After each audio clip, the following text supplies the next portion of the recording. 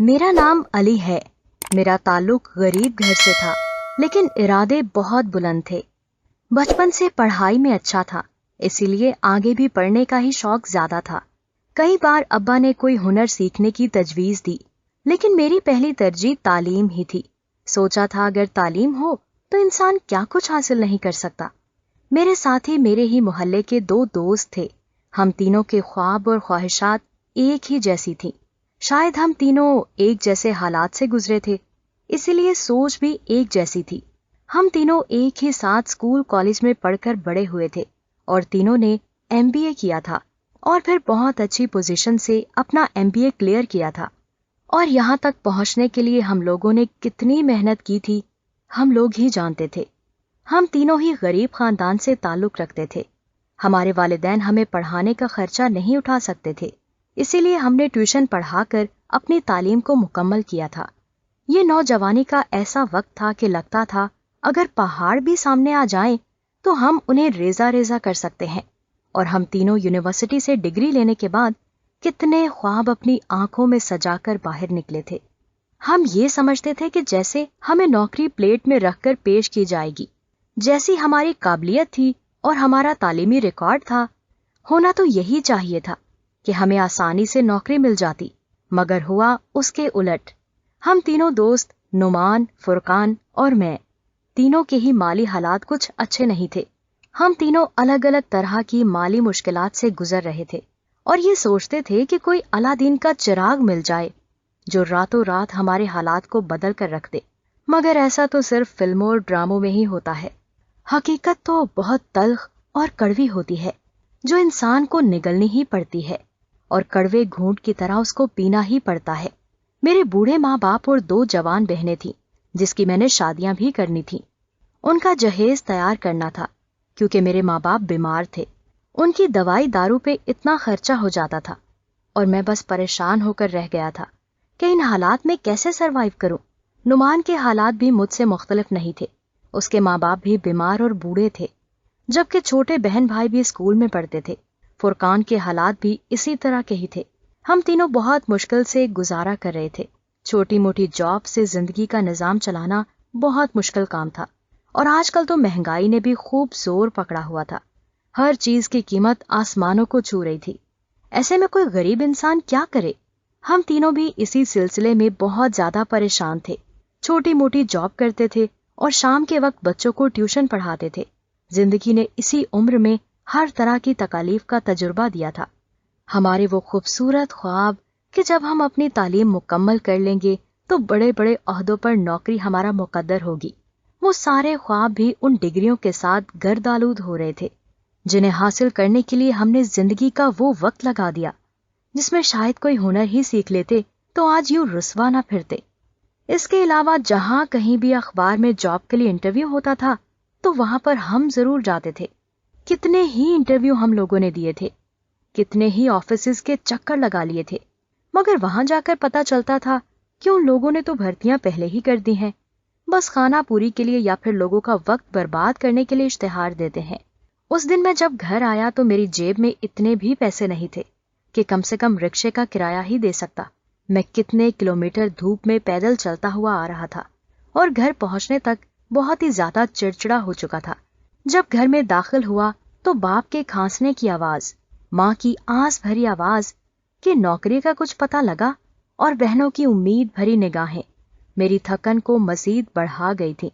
मैंने किसी भी बात का जवाब नहीं दिया और अपने कमरे में जाकर खामोशी से लेट गया। गर्मी बहुत ज्यादा शदीद थी।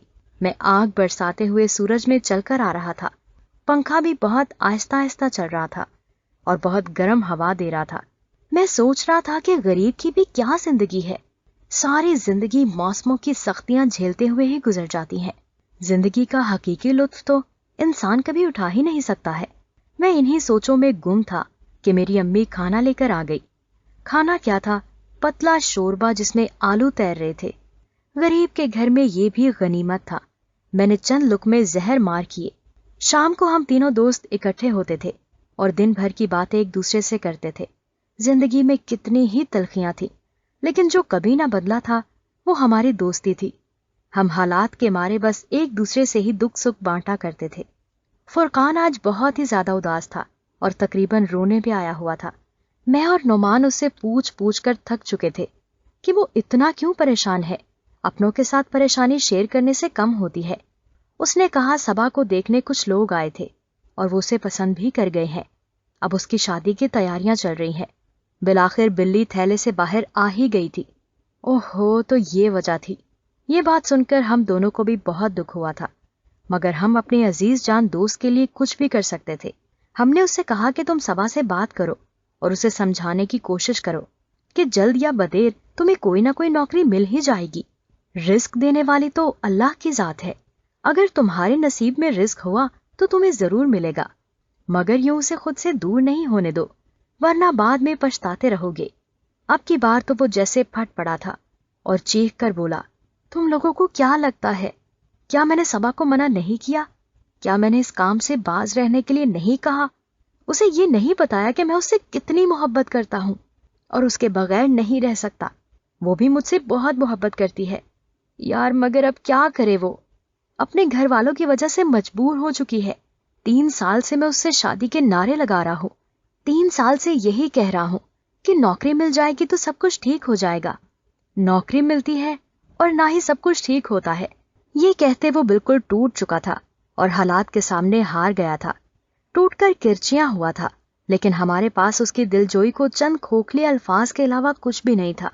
हम तो खुद ऐसे थे जिनके घरों में भूख नाचती थी। अपने खानदान को 2 वक्त की रोटी खिलाने की खातिर हमें कितनी मुशक्कत करनी पड़ती थी। ऐसे में उसे क्या तसल्ली देते? वो हमारे और हम उसके हालात से बखूबी वाकिफ थे। फिर नुमान ने उसका दिल रखने के लिए कहा था कि अरे यार, क्या हुआ जो नौकरी नहीं, हम अपना कारोबार करेंगे। वैसे भी रिस्क के 99 हिस्से तो कारोबार में ही हैं। तो फुरकान ने एक नजर गुस्से वाली उस पर डाली थी। फिर बोला था, और कारोबार करने के लिए तो हम लोगों के पास जैसे पैसे हैं, हमारे पास इतना सरमाया ही नहीं है कि हम कोई कारोबार शुरू कर सकें। हम जैसे गरीब लोग क्या कर सकते हैं जो 2 वक्त की रोटी के लिए तरसते हैं? उन्हें मोहब्बत जैसे रोग पालने ही नहीं चाहिए। मुझे अपने उस दोस्त की हालत पर बहुत ही ज्यादा दुख हो रहा था। वो बेचारा बिल्कुल किसी मजनू की तरह हो गया था। और फिर कुछ दिनों के बाद उसकी महबूबा की शादी भी हो गई थी, और जिस दिन उसकी डोली उठी उस दिन मेरा दोस्त मेरे गले लगकर धाड़े मार मार कर रोया था। उसकी इतने सालों की मोहब्बत उससे सिर्फ इस वजह से बिछड़ गई थी कि उसके पास रोजगार का बेहतरीन जरिया नहीं था। मुझे अपने मुल्क पर और उसके सिस्टम पर बहुत गुस्सा आ रहा था, जिसकी वजह से 2 दिल मुरझा कर रह गए थे। जो जिंदा तो थे मगर जिंदा लाश बन गए थे। 2 दिलों को उजाड़ कर और वीरान करके रख दिया गया था। इतनी काबिलियत होने के बावजूद भी कोई भी कंपनी, कोई भी इदारा नौकरी देने के लिए रजामंद नहीं था। हम तीनों फिर छोटी मोटी नौकरी करने पर मजबूर थे। पूरा दिन वहां सड़ने के बाद शाम को ट्यूशन पढ़ाते थे। यूं हमारा थोड़ा बहुत निजाम घर का चल रहा था, मगर हम इतनी जान मारकर भी सिर्फ जरूरियात जिंदगी पूरा कर रहे थे। अपनी और अपने घर वालों की ख्वाहिशात को मार कर ही जी रहे थे। मगर इस महंगाई ने तो हम गरीब तबके की कमर ही तोड़ कर रख दी थी। महंगाई का जिन तो किसी तौर पर भी काबू में नहीं आ रहा था। मुल्क के हालात बद से बदतर होते जा रहे थे। हमने जैसे तैसे करके फुरकान को तसल्ली दी, लेकिन फिर नुमान की हालत जार भी कुछ मुख्तलिफ नहीं थी। वो तो बहुत ही ज्यादा गम से निढाल हो चुका था। उसकी माँ को कैंसर हो गया था और कैंसर जैसा जानलेवा मर्ज आखिरी स्टेज पर था। उसका इलाज भी बहुत ज्यादा महंगा था। डॉक्टर ने कहा कि अगर आप उनका इलाज भी करवा लें तो उनकी बचने के चांसेस बहुत ही कम है। जितना मर्जी उनका इलाज करवा लें, उनका मर्ज फैल चुका है और ये चंद दिनों की मेहमान है। मेरा वो दोस्त दहाड़े मार मार कर रो रहा था। और फिर चंद दिनों के बाद उसकी माँ इस दुनिया से रुखसत हो गई थी। उसे इसी बात का कलक सता रहा था कि उसकी माँ हर वक्त बीमारी का और तकलीफ का तस्करा करती रहती थी, मगर उसके पास इतने पैसे ही नहीं होते थे कि वो अपनी माँ को ले जाकर उसके टेस्ट करवा सके और ये मालूम कर सके कि माँ को बीमारी क्या है। उसके पास मुनासिब पैसे होते तो उसकी माँ उससे कभी भी अचानक से नहीं बिछड़ सकती थी। हम उसे बहुत ज्यादा समझाते थे कि जिंदगी और मौत अल्लाह के हाथ में है। इंसान जितनी जिंदगी लिखवा कर आया है उसने उतनी ही काटनी है। अगर तुम लाख कोशिश कर लेते मगर उनकी जिंदगी इतनी ही थी तो उन्होंने इतनी ही सांस लेनी थी जो वो लिखवा कर आई थी। गर्ज ये कि हम उसको बहलाने की हर मुमकिन कोशिश करते थे ताकि वो इस बात को भूल जाए और उसके असर से निकल आए। उन्हीं दिनों मेरे एक दोस्त का कजन पाकिस्तान आया हुआ था। काफी टाइम पहले हमारी भी उनके साथ सलाम दुआ थी। کتنے سالوں کے بعد ہماری اب اس سے ملاقات ہوئی تھی تو وہ ہم سے زندگی کے بارے میں پوچھنے لگا کہ کیسے گزار رہے ہیں. جب ہم نے اپنی ساری باتیں بتائیں کہ ہم لوگ اس طرح سے مشکل سے گزار رہے ہیں، پڑھے لکھے ہونے کے باوجود نہ ہمیں نوکری مل رہی ہے اور نہ ہمارے پاس اتنے پیسے ہیں کہ ہم لوگ کاروبار کر سکیں، اور پھر ہم پر ہمارے خاندانوں کی ذمہ داریاں بھی پڑی ہوئی ہیں، ہم لوگ کیا کریں؟ کچھ دیر تک تو وہ سوچتا رہا، پھر وہ کہنے لگا کہ تم لوگ ذرا اس ملک سے باہر نکل کر کیوں نہیں دیکھتے؟ ہو سکتا ہے کہ تم لوگوں کے روزگار کا کوئی ذریعہ بن جائے. میں بھی تم لوگوں کے سامنے ہی یہاں سے گیا تھا. اب کتنے وقت میں ہی میں نے اتنی زیادہ ترقی کر لی ہے اور اب میں بہت زیادہ جائیداد اور بہت بڑے کاروبار کا مالک بن چکا ہوں. میں نے کہا مگر باہر جانے کے لیے بھی تو پیسہ چاہیے نا، ہم لوگ وہ پیسہ کہاں سے لائیں؟ وہ بولا کہ میں کچھ سوچتا ہوں. پھر کہنے لگا کہ میں تم لوگوں کے ویزے کا بندوبست کر دوں گا، پھر وہاں آ کر تم لوگ مجھے پیسے چکا دینا. اور جب وہ چلا گیا تو ہم بھی سوچ رہے تھے کہ باقی لوگوں کی طرح وہ بھی اس بات کو بھول چکا ہوگا. غریب رشتہ داروں اور غریب دوستوں کو کون یاد رکھتا ہے؟ مگر حیرت کی انتہا نہیں رہی جب اس نے نہ صرف ہم لوگوں کو پاسپورٹ بنانے کا بلکہ کچھ وقت کے بعد ہم تینوں کے لیے ہی ویزا بھجوا دیا. اور جب ہم جہاز میں بیٹھے تو تب ہمیں یقین آیا کہ ہم یہاں سے جا رہے ہیں.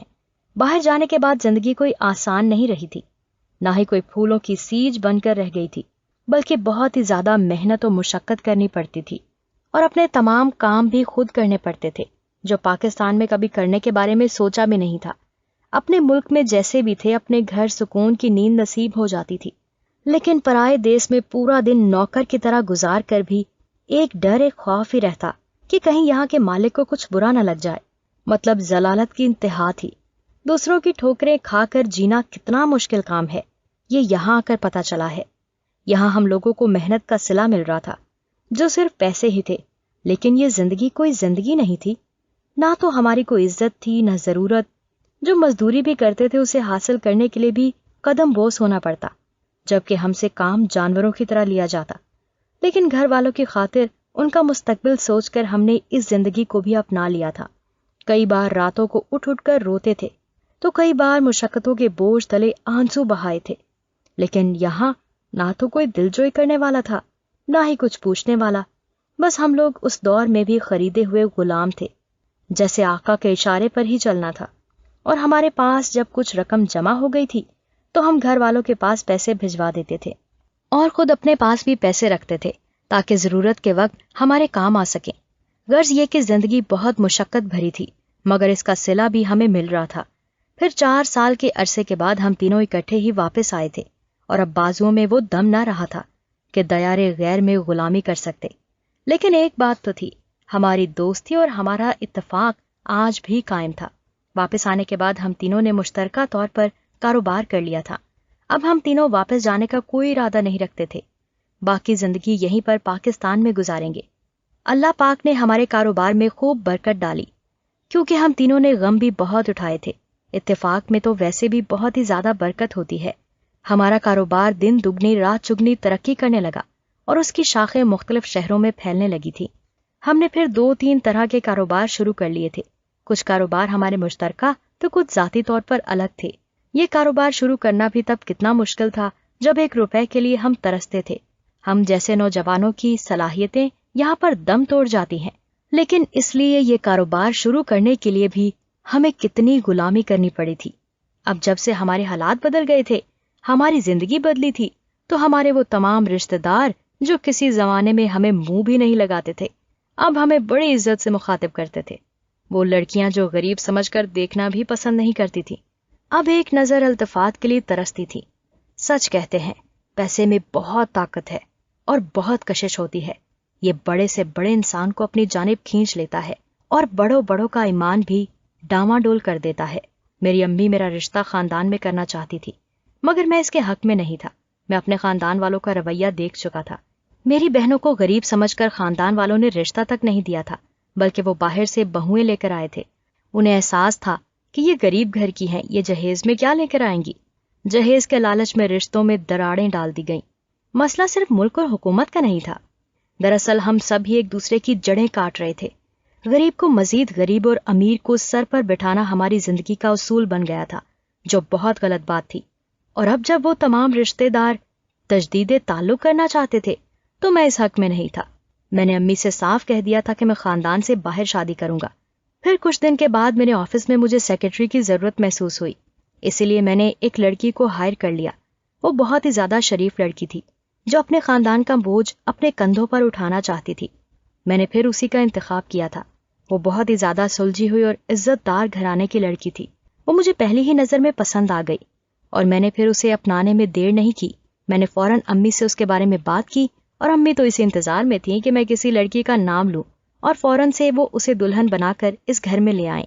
میری شادی کے ساتھ ہی میرے دوسرے دونوں دوستوں کی بھی شادیاں ہو گئی تھی اور ہم اپنی زندگی میں خوش و خرم اور مطمئن زندگی گزارنے لگے تھے۔